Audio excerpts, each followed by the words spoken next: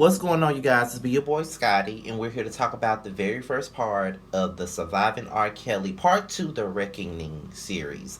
So, what I'm going to do is, because you know that I can only do ever so many minutes because I'm on this iPad, and you know, I don't have my camera right now because it's still in storage. This is about to change, trust me, believe me, but. Um. This is what we're going to do because the first part really wasn't that important to me. But the second part was very important to me. So what I'm going to do is I'm going to talk about the first part first. Just skim through what was important to me. And basically, what we were talking about on the first part was his upbringing. As we all know, R. Kelly was molested by someone in his neighborhood and a family member. Um, all I can say is, from watching this damn documentary, Bruce is dumb as fuck. Like, that is a dumbass nigga. And anybody that don't think that he a dumbass nigga is dumb as fuck too. That nigga is fucking dumb, okay? Like, he was saying a whole bunch of dumb shit, contradicting himself like it didn't make no sense. But apparently, it was a guy named Mr. Henry that they knew in the neighborhood. They were all at his house. He pulled his dick out in front of them and all of that stuff. So basically, you know, he was the first person, in a sense, to, you know, that R. Kelly had sexual contact with. And then the next thing you know, we bring up somebody else who molested him. And that person was Teresa Kelly, a.k.a. R. Kelly, Carrie, and Bruce Kelly's oldest sister. Now, if you guys watch Unwind with Tasha K, I know some of y'all hate watch it, but you know, I look at it, you know, I follow her for a lot of this R. Kelly tea. And Carrie actually did an interview with Unwind with Tasha K months ago. So if y'all want to pause this video and go watch it, if you can take out an hour of your night to go look at that, go ahead, because she interviewed him. He gave graphic details. He told every motherfucking thing, okay? So he already been spilled that tea with Tasha K already. My thing about it is, we get to talking about Faith Rogers and we see her mama, and her fine as preacher of a daddy. I had to make that clear. Her daddy is fine as fuck to be an older guy, okay? So they were talking about everything that Faith had been going through. Like, she was getting all these threats. You know, people want to kill her. People want to expose her. And honestly, they were bringing up this Surviving Lies page or whatever. And I knew about the Surviving Lives page, but I didn't know it was on Facebook. I know they were saying that there was an Instagram page called Surviving Lives, but I never had gotten around to talk about it because I was following the story, but I wasn't following the story like I wanted to. But you know, whatever. So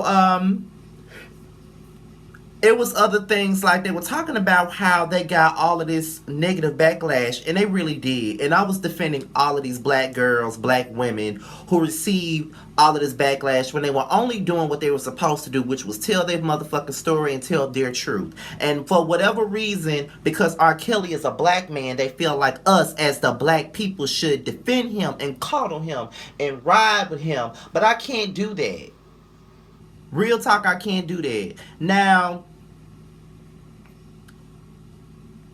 I don't know. I just feel like people want to use the racial card for everything in regards to R. Kelly. Like, keep this same energy for the white folks, okay? But that still doesn't make R. Kelly any less disgusting and perverted. That's just how I feel about it, honestly. Now, I'm not going to take away from the fact that he has brilliant music, he has great music, he's written great songs for other people that I'm still a fan of. No lies.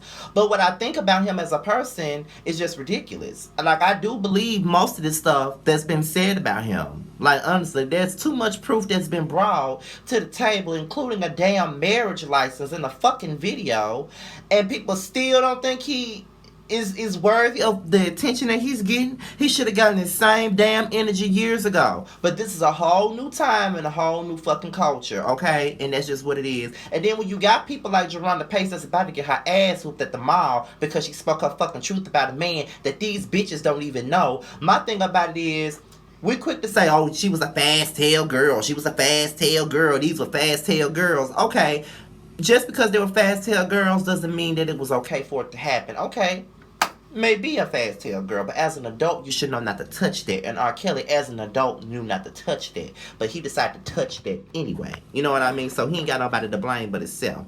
So then we get into all of a sudden these white bitches come up, and it's like they sitting up here defending him, and only thing that and they smirking when they doing it. And then I'm pretty sure that there was a lot of motherfucking people who are R. Kelly supporters who were rallying these two white bitches along. But in my opinion, just think about it.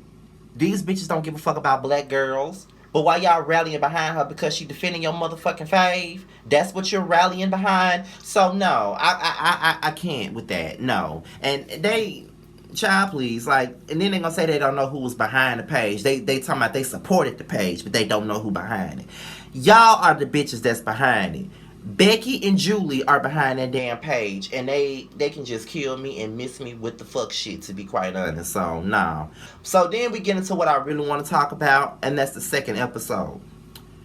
Tiffany Hawkins, aka Tia.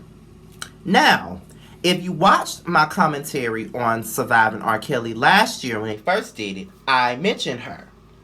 Tiffany Hawkins, rather, was a background singer and background rapper for Aaliyah, okay? So if you listen to AJ Number the Number, the album, she was featured on Throw Your Hands Up. She was on No One Knows How to Love Me Quite Like You Do. She was on I'm So Into You. She was on several songs on the Aaliyah album. She was also in the At Your Best video. She was sitting on the car with her and everything like that. And if you really want some more background tea, if you ever heard R. Kelly's Slow Dance the remix, he was actually shouting Tia out in that song.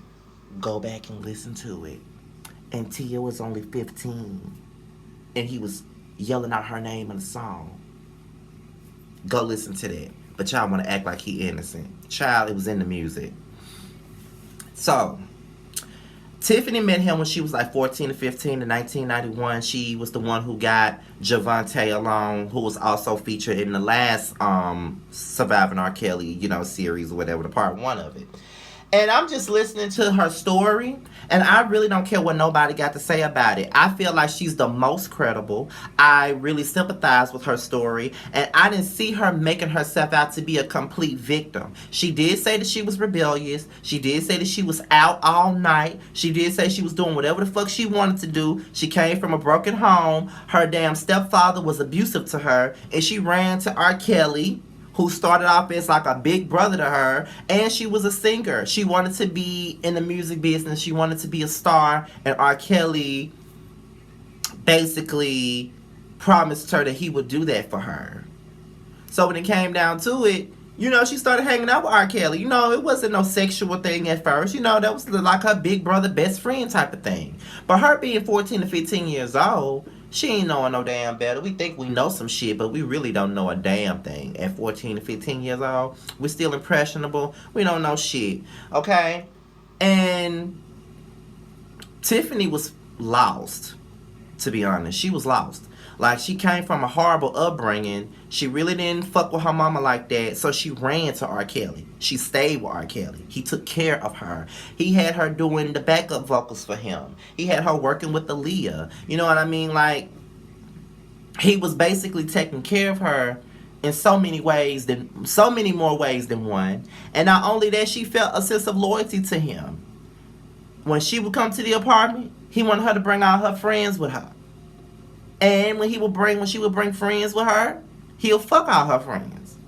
And I know that shit was crazy as fuck. But when you a teenager, you ain't thinking none of this shit. I be damned, my 30-year-old ass. I'm dealing with a man, and he tell me to bring all my friends with me. And every time I bring all my friends with me, he fucking my friends. And I'm still hanging around him? Nah. Not at 30. Now I probably could see myself doing some stupid ass shit like that. Me not knowing any better because I feel a sense of loyalty to a grown ass man. Okay, yeah, that part.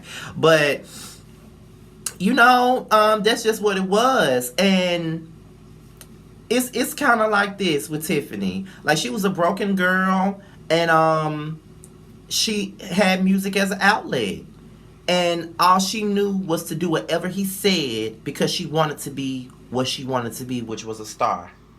And she did all of that, brought her friends around, including a friend named Ebony, who she feels the worst about, and he did her worse than anybody.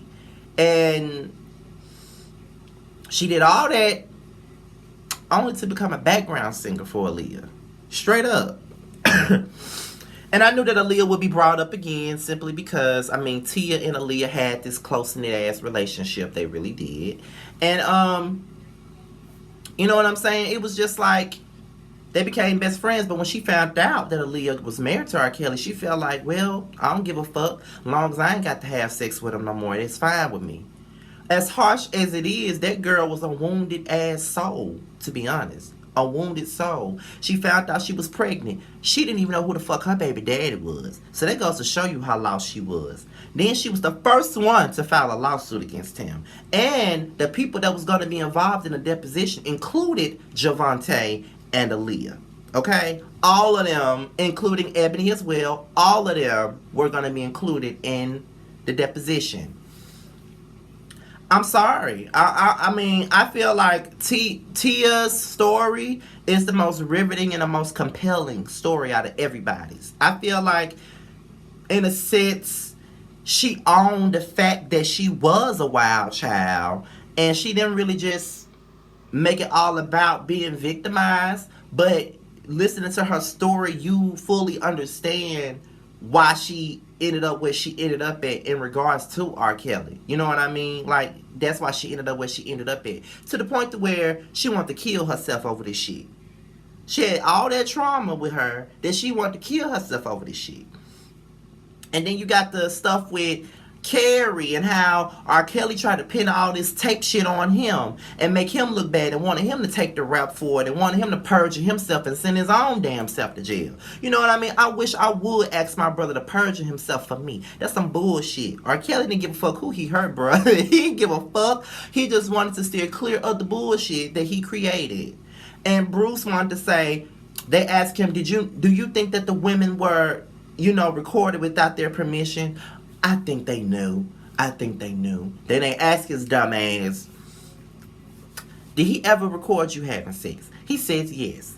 And he turns around and admits that he was recorded without his fucking permission. Like, which one is it, bruh? You gonna say that the women knew, but now you telling me that you didn't know that you was being recorded without your permission. Bruce, bye, you dumb as fuck. You are so incredible. I don't even know why they have you here. Point blank, period. I don't even know why the fuck they got you here, because you ain't making matters any better for your damn brother. Point blank, period. But it ain't nothing you can do to make, matters better for your brother at all, because he did this shit. So all I can say is this. I've always felt like, looking at the Surviving R. Kelly documentary the very first time, I always felt like Javante Cunningham was believable. I always felt that way. I even said that on my community wall that I wanted to interview her. And then I looked at Tiffany, and this is a story that I've always wanted to hear about. I've always wanted to know so much more about Tiffany, because she's never spoken out in public. So to hear her story, I sympathize, and I feel I have more sympathy for Tiffany than anyone. Straight up, her and Aaliyah have my most sympathy, to be honest. That's how I feel. Hell, if I could interview Tiffany, I would. But all I'm saying is this. I stand with Tiffany Hawkins. I feel like she was the most honest out of everybody. That's just my fucking opinion. However, we end this with the hair braider and what he did to her. And that's going to go into tomorrow's episode. So guess what? I'm going to be right there with my Jell-O cups, watching the mess, okay? So let's have a conversation in the comments. All my social media will be at the bottom of the video. My Cash App will be as well, and my PayPal is on my homepage. If you want to donate to the channel, do so if you want to. Make sure you like, rate, comment, and subscribe, and let's just talk. I think Giving You the Real Tea is going to do a video about this as well, and I want to say Bounty Blue and Ashley is. I hope they do, because I will be watching. But that being said, you guys, I'm out here. Peace.